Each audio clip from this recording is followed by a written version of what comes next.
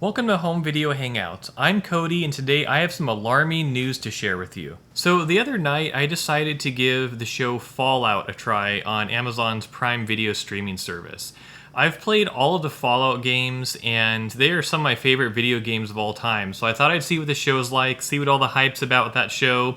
And even though I primarily collect physical media and watch TV shows and movies that way, I do subscribe to Amazon Prime still just for some of the other benefits with it, like with shipping and to occasionally watch something on Prime Video.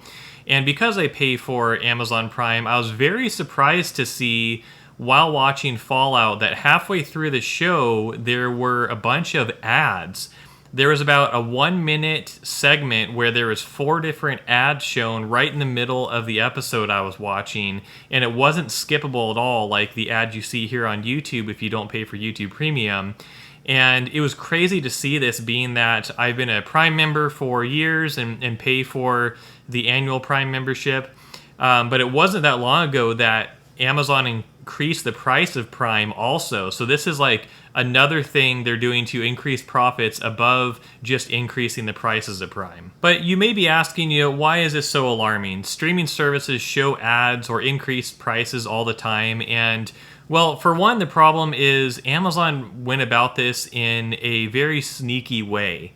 So thousands of people have signed up for Amazon Prime over the years, and part of the reason people sign up for Prime is because of Prime Video being included without ads. So Amazon already has a ton of active members who have Amazon Prime memberships who are used to watching Prime without ads, like myself when I'd occasionally watch something there. And now that they did this, it's no longer possible for them to watch Prime ad-free. As far as I know, at least at the time of recording this video, there is no ad-free tier. I'm sure if not soon, eventually there will be a higher tier that doesn't have ads that's even more expensive, to where this is just like another price increase. But it's unfortunate that as of right now, they just added this in to all their existing members with no real notice. And that's something where I wouldn't even be surprised if some people were trying to take legal action about this. But it's just a very sneaky tactic from Amazon, and it makes Prime more profitable for them, but it's just unfortunate. And what makes this especially alarming is this could be a setup for all of the other streaming services to do something similar. We already see some streaming services using ads as a replacement for a monthly fee, and then we're seeing here Amazon's trying to have a monthly fee and ads at the same time. And this is something where if this is somewhat successful for Amazon, if a bunch of people are okay with this and still continue to subscribe and watch with this going on, that could carry over to some of the other streaming services, to where this is going to end up getting closer and closer to what we saw with cable previously, where people were paying a bunch of money to subscribe to different channels and then still having to watch a bunch of ads or commercials in between their shows and movies they were watching.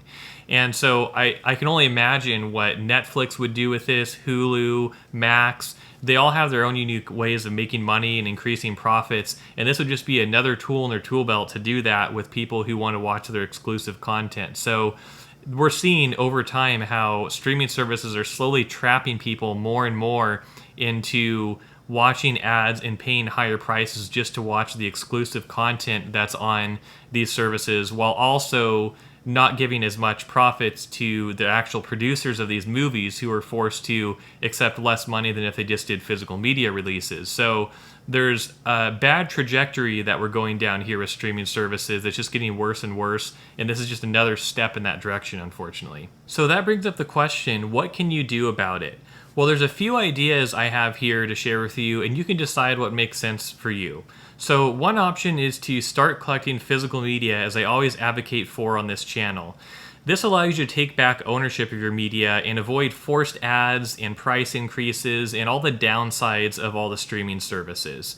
It's not hard to find great deals on physical media either. Every Monday, I post videos like the ones listed above here, where I share the greatest deals I found on new physical media from sites like Amazon even, and Walmart, and Groove, and various other sites that sell physical media new. And so you can check out my channel and see those, but also I post haul videos where I talk about the movies I'm adding to my collection that I bought used and where I found great deals buying movies used. There's so many places you can get good deals on used movies, whether it be garage sales, Facebook Marketplace, Craigslist, bookstores, record stores, or used movie stores. And buying that way even supports some of these stores that are keeping physical media alive. So there's a lot of good affordable options out there for starting to collect physical media and kind of stepping away from these streaming services. And I know that that doesn't really allow you to watch the exclusive content that's on some of these streaming services, but if you don't care about those specifically, this can be a really great option. Another option, if you still really prefer streaming services or you really want to watch some of that exclusive content that you can only watch there, is to subscribe to just one streaming service at a time. This is one of the strategies I use when there's something exclusive I want to watch, and this is not a bad thing to do because it avoids you wasting money on subscribing to a bunch of different services that you don't have time to watch. So, for example, I did this recently with the streaming service Peacock. It's not one of my favorite streaming services, but they were the only place where you could watch the new show Twisted Metal as well as the new show Ted. Both shows that I wanted to watch because I previously watched the Ted movies and I enjoyed the Twisted Metal video games, and I enjoyed both of those shows, and I was able to watch the first season of both of those shows all within 1 month of subscribing. So it wasn't a bad deal just to pay 1 month of subscription fees to them to watch a full season of 2 different shows. So that's not a bad strategy to take to choose to save money.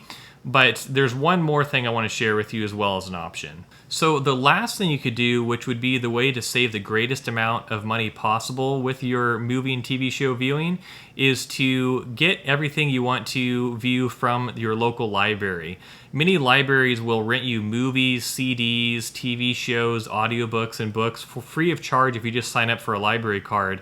And this can be a great option if you don't care about seeing things in the highest quality possible or seeing the new releases immediately if you're a little patient with watching some of the newer movies.